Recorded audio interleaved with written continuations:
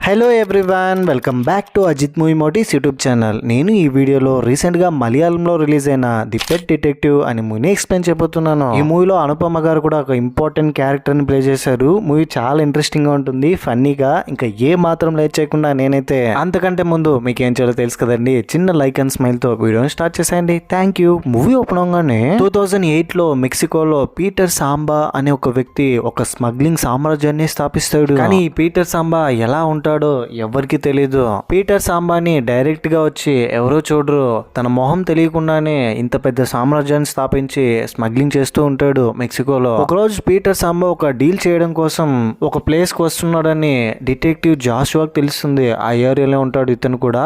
Detective Jashuva Peter ని ఎలాగైనా అందరికి చూపించాలని అతను ఫోటో తీసి పబ్లిష్ చేయాలని ఎలాగోలాగా కష్టపడి పీటర్ సాంబా డీల్ మాట్లాడుతుంటే ఫోటో తీస్తాడు అతన్ని. వెంటనే అక్కడ ఉన్న వాళ్ళకి ఎవరికి తెలియకుండా పారిపోయి వచ్చి జాషువా తన పేజ్లో పీటర్ సాంబా ఫోటోని పబ్లిష్ చేయడంతో మొత్తం ప్రపంచమే పీటర్ సాంబాని చూస్తుంది. దీంతో పీటర్ సాంబాకి ఎవరు నా ఫోటో తీసింటారని, ఇంకా పోలీసులు అతన్ని పట్టుకుంటారని అతని సామ్రాజ్యాన్ని అన్నిటినీ వదిలేసి కేరళకు వచ్చేస్తాడు మెక్సికో నుంచి. ఇంకో విషయం ఏంటంటే పీటర్ సాంబా కేరళకు రావడం అతని ఫోటో తీసిన జాషువాని పట్టుకొని పగ తీర్చుకోవడం కోసం ఎలాగైనా జాషువాని చంపేయాలన్నంత కోపంతో కేరళకు వస్తాడు. ఎన్నో సంవత్సరాలు కష్టపడి శ్రమించి సంపాదించిన సామ్రాజ్యాన్ని ఈరోజు లేకుండా చేసేసాడని అతని మీద ఫుల్ కోపంతో కొన్ని సంవత్సరాల తర్వాత డిటెక్టివ్ జాషువాకు ఒక కొడుకుంటాడు. అతని పేరు టోనీనే మన మూవీలో హీరో. టోనీకి ఒక లవర్ ఉంటుంది, తన పేరు రమ్య. టోనీ వీళ్ళిద్దరూ ప్రేమించుకుంటుంటారు. కానీ ఇద్దరి మధ్య చిన్న చిన్న మనస్పర్ధలు వచ్చి అప్పుడప్పుడు గొడవ పడుతూ ఉంటారు. కానీ వీళ్ళ మధ్య బాండింగ్ అలాగే ఉంటుంది. ఒకరోజు టోనీ రమ్యని కలవడానికి వెళ్తూ తనని ఆ రోజు రాత్రి కలవడానికి వెళ్తూ ఉంటే కావ్య ఉంటున్న బిల్డింగ్ ఆపోజిట్ లోనే రాజు అనే ఒక అంకుల్ ఉంటాడు. అతను ఫోన్ చూస్తూనే ఉంటాడు. ఎప్పుడు చూసినా పెళ్ళాం దగ్గర తిట్లు తింటూ. పెళ్ళాం కొద్దిగా లావుగా ఉంటుంది, ఏం పని చేయదు. అన్ని పనులు రాజు అంకులే చేస్తుంటాడు. ఆంటీ పడుకోవడానికంటే ముందు ఏం పనులు చేయాలో మొత్తం వాట్సాప్లో వాయిస్ రికార్డ్ మెసేజ్ చేసి మరీ పడుకుంటుంది. ఆ మెసేజ్లన్నింటినీ చూసి ఆంటీకి భయపడి తను ఎంత టార్చర్ చేస్తున్నా కూడా అన్ని పనులు చేసేవాడు. ఆంటీ ఒక కుక్క పిల్లని పెంచుకుంటూ ఉంటుంది. కుక్క పిల్ల పేరు కన్నాకు స్నానం చేయించాలని వాయిస్ మెసేజ్ పెట్టడంతో వెళ్ళి కన్నాను చూస్తే కన్నా అక్కడ ఉండదు, మిస్ అయి ఉంటుంది. ఇల్లు మొత్తం వెతికినా కన్నా కనిపించకపోయేసరికి పడుకున్నావా, ఒకసారి పైకిలే, మన కన్నా కనిపించట్లేదనగానే ఒక్క పని కూడా సరిగా చేసావు, అయినా వాడు ఎక్కడ పోయాడని ఇల్లు మొత్తం వెతుకుతుంది ఏడుస్తూ. ఆంటీ ఎంత వెతికినప్పటికీ అయినా కన్నా కనిపించకపోయేసరికి ఏం చేస్తారో నాకు తెలియదు, ఇంకొద్ది గంటల్లో కన్నా నా ముందు ఉండాలి, అవసరమైతే ఇంట్లో కూడా ఉండాల్సిన అవసరం లేదు, వెళ్ళిపోండి అని చెప్తుంది ఒక రకంగా. వెంటనే డిటెక్టివ్ జాషువా గురించి తెలుసుకుని జాషువాని కాంటాక్ట్ అయితే అతని కొడుకు నంబర్ ఇస్తాడు. కొడుకు టోనీకి విషయం చెప్తారు, ఈ విధంగా ఒక కుక్క పిల్ల మిస్ అయిందని. దాంతో టోనీ, తన లవర్ రమ్య, టోనీ వాళ్ళ ఫ్రెండ్, వీళ్ళు ముగ్గురు కలిసి కుక్క పిల్లని వెతకడం స్టార్ట్ చేస్తారు వాళ్ళ స్టైల్లో ఇన్వెస్టిగేషన్ చేసి. కానీ చాలా ఈజీగా రోడ్డు మీద కన్నా కనిపిస్తుంది. ఏంటిది ఇంత ఈజీగా దొరికిపోయింది అనుకుని ఎంతో కష్టపడి శ్రమించి పట్టుకున్నాం మేడం అని ఆంటీ దగ్గరికి వెళ్ళి ఆ కుక్క పిల్లని ఇస్తే, wow what a good job, ఇదిగోండి మీ అకౌంట్లో 1 lakh రూపీస్ పంపిస్తున్నానని టోనీతో. అంటే ఏంటి, కుక్క పిల్లని పట్టుకున్నందుకు 1 lakh? అయితే నేను పెట్ డిటెక్టివ్ అయిపోతానని పెట్ డిటెక్టివ్ గా పేరు మార్చుకుంటాడు. వాళ్ళ ఆఫీస్ నేమ్ కూడా పాంప్లెట్లు, విజిటింగ్ కార్డ్స్ అన్ని పంచి పెడుతున్నాడు అందరికి. ఇప్పుడే మూవీ టైటిల్ కార్డ్ పడుతుంది. కట్ చేస్తే ఇంకోవైపు రషీద్ ఖాన్ అనే ఒక వ్యక్తి సౌదీలో ఉంటాడు. అతను తన గర్ల్ ఫ్రెండ్ కి కేరళలో ఉన్న కొచ్చిలో గిఫ్ట్ పంపించాలని ఏకంగా ప్లాటినం ఔరా అనే ఒక ఫిష్ ని గిఫ్ట్ గా ఇస్తాడు. ఇది చాలా కాస్ట్లీ, దగ్గర దగ్గర 30 కోట్లు ఉంటుంది. 30 కోట్లు విలువ ఉన్న ప్లాటినం ఔరా అనే ఫిష్ ని ఇల్లీగల్ గా షిప్ ద్వారా తీసుకొస్తూ ఉంటారు తన ఇన్ఫ్లుయెన్స్ ని యూజ్ చేసి రషీద్ ఖాన్ తన గర్ల్ ఫ్రెండ్ కి. ఆ రోజు సాయంత్రం రషీద్ ఖాన్ గర్ల్ ఫ్రెండ్ దగ్గరికి ఆ ఫిష్ ని తీసుకెళ్తుంటే సడన్ గా కొంతమంది వచ్చి కార్ ని అటాక్ చేసి అందులో ఉన్న ఫిష్ ని తీసుకెళ్లిపోతారు. ఈ విషయం తెలుసుకున్న రషీద్ ఖాన్, నా మనుషుల మీద అటాక్ చేసి నా గర్ల్ ఫ్రెండ్ కి నేను ఇవ్వాల్సినటువంటి ప్లాటినం ఔరా చేపను ఎత్తుకెళ్ళిపోయారా, నేనేంటో చూపిస్తా, ఇప్పుడే నేను వస్తున్నాను. వెంటనే కొచ్చి ఇంకోవైపు టోనీ తన గర్ల్ ఫ్రెండ్ రమ్య బర్త్డే కావడంతో సెలబ్రేట్ చేసుకోవడం కోసం రమ్య దగ్గరికి వస్తాడు. అందరూ కలిసి హ్యాపీగా సెలబ్రేట్ చేసుకుంటారు. అయితే టోనీ వస్తూ ఆటోలో ఒక చిన్న స్కూల్ పాప చేతిలో చేపను చూస్తాడు. చాలా క్యూట్ గా ఉంది కదా అని అనుకుని అక్కడ నుంచి రమ్య దగ్గరికి వస్తాడు. కానీ పాపం అతను తెలీదు ఆ చేప విలువ దగ్గర దగ్గర 30 కోట్లు ఉంటుందని. టోనీ, కావ్య వీళ్ళిద్దరూ కొంతసేపు ఇంట్లో టైం స్పెండ్ చేస్తుంటే ఉంటే ఆ ఏరియా ఇన్స్పెక్టర్ టోనీకి ఫోన్ చేసి నువ్వు అర్జెంటుగా స్టేషన్కి రావాలని అంటాడు. ఏంటి సార్ ఏంటి అర్జెంట్ అని అంటే ముందు స్టేషన్కి రా, ఆ తర్వాత చెప్తామనగానే స్టేషన్కి వెళ్ళిన తర్వాత ఇన్స్పెక్టర్ టోనీని చూసి సిటీలో 2 హత్యలు జరిగాయి, ఒక హత్య ఈ రోజు మార్నింగే జరిగింది, ఆ ప్లేస్లో నీ విజిటింగ్ కార్డు ఉంది, ఏంటి సంబంధం నీకు ఈ హత్యకనంటే, సార్ విజిటింగ్ కార్డు ఉంటే నేనేదో ఈ హత్య చేసినట్టు నన్ను అనుమానిస్తున్నారు ఏంటి సార్ అని టోనీ భయపడుతూ. సరిగ్గా అప్పుడే టీవీలో బ్రేకింగ్ న్యూస్, సిటీలో ఒక చిన్న పాప మిస్ అయింది. ఆ పాపను టోనీ ఇంతకు ముందే కారులో చూసుంటాడు, తన చేతిలో ఉన్న చేపను కూడా చాలా క్యూట్ గా ఉందని అనుకుంటాడు కదా. ఇప్పుడు ఆ పాపని ఎవరు కిడ్నాప్ చేసింటారు పాపమని పర్సనల్ గా తీసుకుని ఇన్వెస్టిగేషన్ చేస్తాడు. ఇన్స్పెక్టర్ దగ్గరికి వెళ్ళి మీ వాళ్ళు ఎంత చెప్పినా వినట్లేదు, ఈ హత్యకి నాకు సంబంధం లేదంటే అక్కడున్నది టోనీ చిన్నప్పుడు అతని శత్రువుగా ఉన్న రజత్. స్కూల్ డేస్ లోనే రజత్ అండ్ టోనీ వీళ్ళిద్దరు శత్రువులు అయింటారు. రజత్ ఇన్స్పెక్టర్ గా ఉంటాడు, జీవితంలో ఎవరైనా శత్రువులు ఉన్నారంటే అతనికి టోనీ మాత్రమే. క్లాస్ రూమ్ లో ప్యాంట్ మీద వాటర్ పోసి యూరిన్ పోసుకున్నాడని అందరి ముందు అవమానపరిచింటాడు. అండ్ ఒక అమ్మాయిని ప్రేమించుంటాడు, ఆ అమ్మాయి ఎవరో కాదు రమ్యని టోనీ ప్రేమిస్తుండడంతో 2 రీజన్స్ వల్ల రజత్ టోనీ మీద కోపంతో ఉంటాడు. ఎలాగైనా నీ మీద పగ సాధిస్తాను రాని, ఈ కేసులో నీకు ఏంట్రా సంబంధం, నిజంగానే ఈ హత్యకి నీకు సంబంధం లేకపోతే ఆ విజిటింగ్ కార్డ్ అక్కడికి ఎందుకు వచ్చింది, కొంపదీసి మిస్ అయిన పాప కేసుకి నీకు ఏమైనా సంబంధం లేదు కదా అని టోనీని అనుమానించి జస్ట్ అనుమానించడం వరకే ఇదంతా నువ్వే అని తెలిసిందో కథ వేరుగా ఉంటుందని మళ్ళీ నేను పిలిచినప్పుడు రావాలని స్టేషన్ నుంచి బయటికి పంపిస్తాడు టోనీని.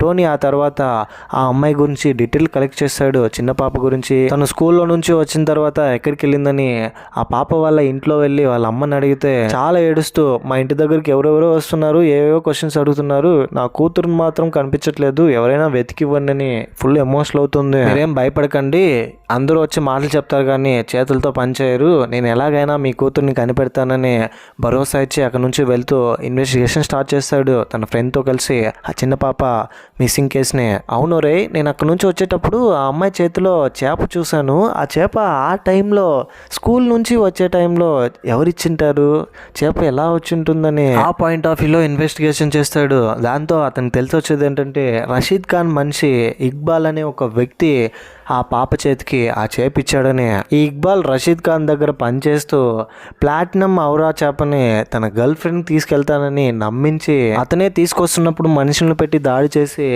ప్లాటినం ఔరాని తీసుకెళ్ళిపోయి ఉంటాడు దొంగతనంగా. రషీద్ ఖాన్ని మోసం చేసి డబ్బుల కోసం 30 కోట్లు వస్తుందని, అతని దగ్గర ఉంటే ప్రాబ్లం అవుతుందని అతని ఫ్రెండ్ అయినటువంటి ఆటో డ్రైవర్కి ఇచ్చింటాడు. ఆటోలో ఉన్న చిన్న పాప చేపను చూసి ఆడుకోవడానికి తీసుకుని ఉంటుంది. ఇది జరిగింటుంది. అండ్ టోనీ ఇన్వెస్టిగేషన్ లో ఇంకో నిజం తెలుస్తుంది. ఈ రషీద్ ఖాన్ ఎవరో కాదు, ఇంతకుముందు పీటర్ గురించి చెప్పాను కదా, పెద్ద సామ్రాజ్యాన్ని సృష్టించి చివరికి ఇక్కడికి వచ్చేసింటాడు కేరళకి.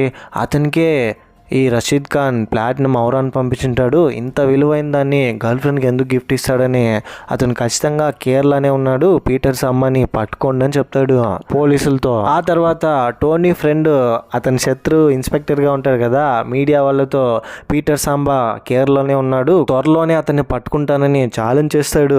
పీటర్ సాంబా కేరళలో కొచ్చిలో ఉన్నాడని తెలుసుకుని టోనీ వాళ్ళ నాన్న జాషువా భయపడిపోతూ ఉంటాడు. ఎందుకంటే అతని ఫోటోని ప్రపంచం ముందుకు తీసుకొచ్చింది అతనే కాబట్టి. జాషువా టోనీకి ఈ విషయం చెప్తే టోనీ ఆ రోజు రాత్రి వాళ్ళ నాన్నకు తెలియకుండా నేరుగా వాళ్ళ నాన్న రూమ్లోకి వెళ్ళి అతను తీసిన ఫోటోలను చూస్తే పీటర్ సాంబా ఫోటో కనిపిస్తుంది. ఇక్కడే రివీల్ అయ్యే ట్విస్ట్ ఏంటంటే Tony lover Ramya building opposite లో ఒక అంకుల్ ఉంటాడు కదా రాజు అనే అతనే ఈ పీటర్ సాంబా. భార్య ముందు కామెడీగా ఉన్న అతను పీటర్ సాంబా అని టోనీనే షాక్ అయిపోతాడు. ఒకప్పుడు మెక్సికోనే గడగడలాడించి తన గురించి ఏం తెలియకుండా కంప్లీట్ గా తన గెటప్ మార్చుకొని భార్యకి భయపడుతున్నట్టు భార్యని నమ్మించి ఇక్కడ బ్రతికేస్తూ ఉంటాడు పీటర్ సాంబా.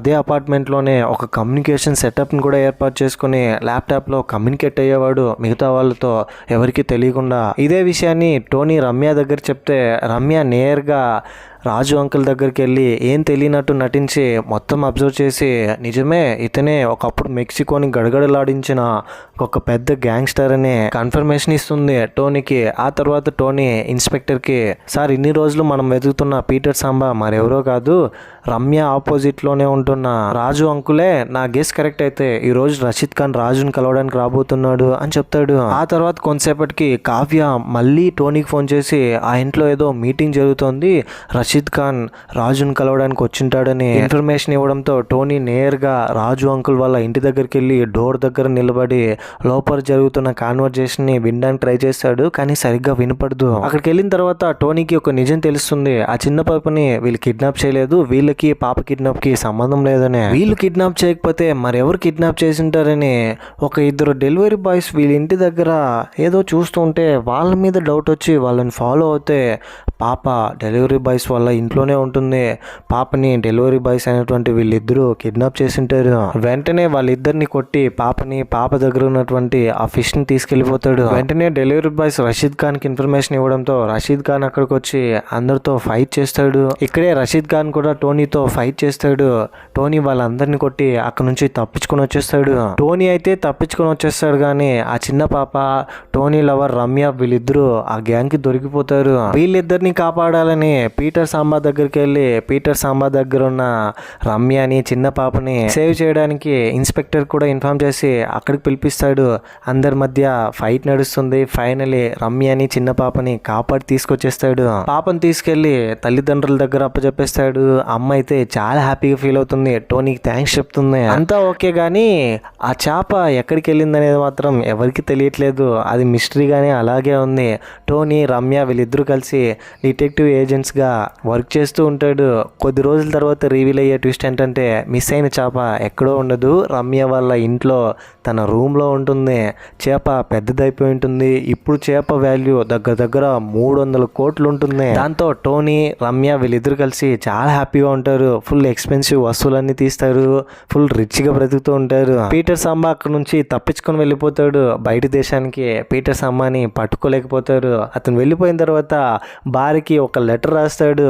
ఇన్ని రోజులు నన్ను టార్చర్ చేసావు కదా, నేను ఎవరో తెలియదు కదా నీకు, నా ఫ్లాష్ బ్యాక్ ఏంటో, నేను ఒకప్పుడు మెక్సికోనే గడగడలాడించినోడ్నే, అలాంటిది నన్ను నువ్వు గడగడలాడించావు ఇక్కడ, నేను వచ్చిన తర్వాత నీకు అసలైన భయం ఏంటో చూపిస్తానే ఆ లెటర్లో ఉంటుంది. ఇదంతా చూసి ఏంటి నా భర్త పీటర్ సాంబానని షాక్ అయ్యి తను కూడా భయపడుతూ ఉంటుంది. ఇంతటితో ఈ మూవీ ఎండ్ అయిపోతుంది. ఈ మూవీపై మీ ఒపీనియన్ ఏంటి, నా ఎక్స్ప్లెనేషన్ మీకు ఎలా అనిపించింది అనే దాన్ని కింద కమెంట్ బాక్స్లో నాతో షేర్ చేసుకోండి. ఇంకా ఇలాంటి కైండ్ ఆఫ్ మరిన్ని మూవీస్ అండ్ ఎక్స్ప్లెనేషన్ వీడియోస్ కోసం మన ఛానల్ని సబ్స్క్రైబ్ చేసి బెల్ ఐకాన్ క్లిక్ చేసేయండి.